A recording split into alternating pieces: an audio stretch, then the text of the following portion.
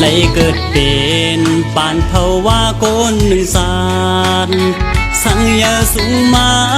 เฮาหมอหูจักพรลีเฮาเวการเลิงลองหุบหายเมือกมากาน้ำลีนานความสั่งสอนมุนคำพุทธาเปลี่ยนเจ้าเอาใส่ขอความมันจะหอเนฟังเป็ดมันนาโตสาอันพูดเกินในต้นใจเฮาโลหูโตขึ้นปอดตื่นเหตุการณ์ต่างลีเตปนต่างคิน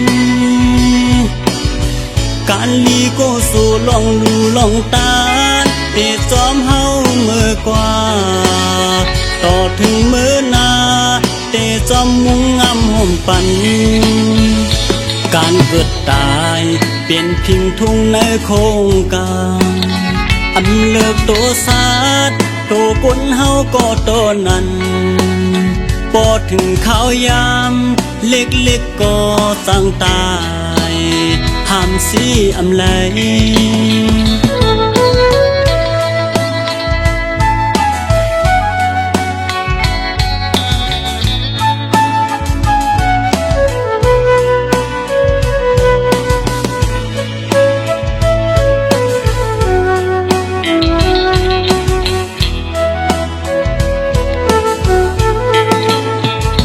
เลยเกิดเป็นปานภาวะคนหนึ่งจา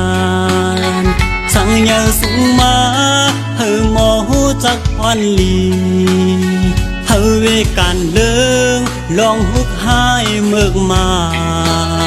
การนำลีนานความสั่งสอนมุนคำพุทธาเป็นเสาเอาใส่ขอความมันจะหอเนวางเป็ดมานาโตสาอันพูดเกินในต้นใจเฮา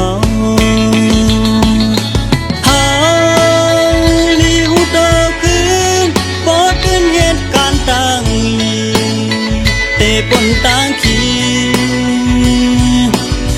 การลีโกโซลองดูลองตานเตจอมเฮาเมื่อกว่าต่อถึงเมื่อนาเตจอมมุงงามห่มปัน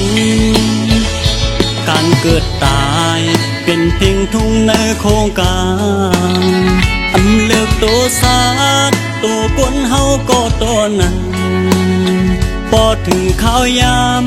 เล็กก็สั่งตายห้ามสีอำไล